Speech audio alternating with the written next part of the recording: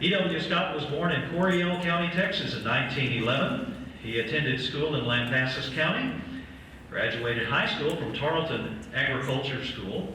He then attended Texas A&M University, where he received his Bachelor of Science degree in 1934, having worked his way through college at the height of the Great Depression. Stop and think about that for a second. He went through college at the height of the Great Depression.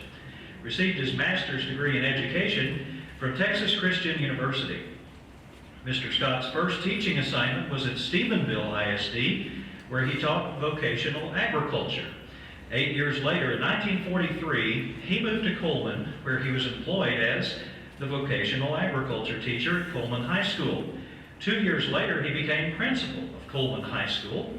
Mr. Scott served as Coleman High School principal for 23 years, from 1945 until his retirement in 1968. During Mr. Scott's 25 years in Coleman ISD, he influenced multiple generations of students who passed through Coleman High School. He provided leadership and guidance to faculty, staff, and students. He was genuinely interested in the students and was well known and remained a mentor and advisor long after they graduated and moved on. Mr. Scott spent his retirement farming and ranching. He also worked 10 years for Central Texas Opportunities Incorporated. E.W. was active in many local activities and associations and was remembered as being a Coleman County civic leader. He was a member of First United Methodist Church, Farm Bureau, Chamber of Commerce, and National, State, and Local Retired Teachers Associations. He was a longtime member and officer of the Kiwanis Club, a member of the Coleman County Hereford Association, Coleman County Rodeo Association, and the Texas A&M Former Students Association. In 1988, he was selected as Coleman County Rural Citizen of the Year. Following his retirement from Coleman ISD, Mr. Scott continued to influence many Coleman County residents' lives. And although Mr. Scott passed away in 1999, he continues to be fondly remembered by many current residents. Accepting Mr. Scott's 2022 Hall of Honor Award on his behalf is his son, Lieutenant General James Terry Scott, representing E.W.'s daughter, Beth Goodson, and the Scott and Kirby families.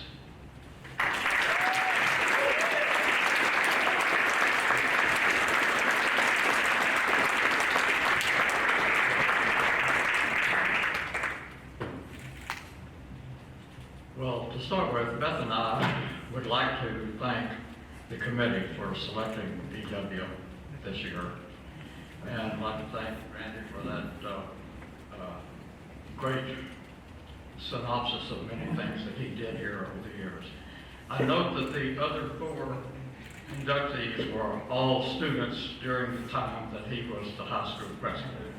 As I look around this room, I see a number of people who, by their looks, must have been in the school sometime between the years that he was the high school president. There are a lot of E.W. Scott stories. When Brandon called me to tell me that E.W. had been selected, he said the committee sat around way too long and every member was telling an E.W. Scott story. A lot of them, most of them are true. Some probably aren't.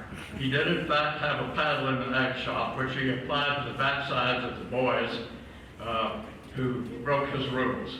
And he was doing that from the time he took over as an ag teacher until the time he left as principal. I will not embarrass anybody by asking for a show of hands of those who had to accompany him to the ag shop, but I am one of them. I'm going to mention a few things you may not know about E.W. The first is he turned down several opportunities to become principal of larger high schools in the area during his 23 years here. He also declined interviews on at least 2 occasions that I know of to interview for superintendent positions in other districts. When I was about 12 or 14 years old, I overheard one of these conversations in which he told a good friend of his that no, he did not desire to be nominated as a school superintendent in this particular area. So I asked him about it after he got off the phone. And he said, well, he and my mother had made a life here, and that this is where all his friends were, and that he had no interest in going somewhere and starting over. It's also not generally known that he invested a lot of time talking to students who wanted to drop out of school rather than continue their education. Most of the people here tonight were people who were were motivated towards education, either self-motivated or by their families or not. But we all know that there are numbers of students then and now who lack that motivation and in some cases are attempting to leave school when they reach the age where they can make their own choices. Well, E.W. spent a lot of time counseling those people. He tried to be sure he spoke with every student who was contemplating dropping out of school. I don't know what his success rate was, but I know he tried and he took it very seriously and he took it hard when kids quit school because he firmly believed that they were making a life choice that might very well haunt them for a long time in the future.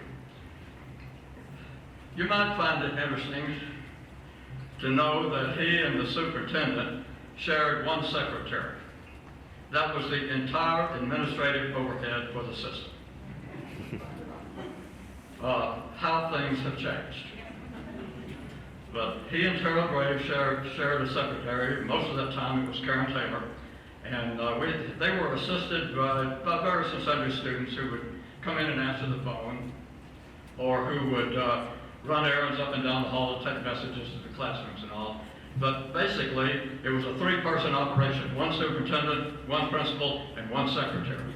Hard to believe when you look at the bureaucracy that is upon us now in terms of what the things we have to do to make the required reports.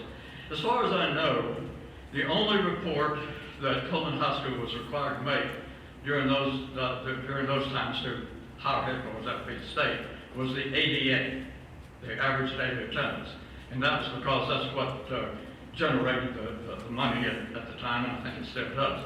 But that was it. In closing, Dad was an educator and administrator in an era very different from today. But he shared with today's teachers and administrators a love of students and a love of education. And so I want to thank you again for bestowing this honor on our father, E.W. Scott.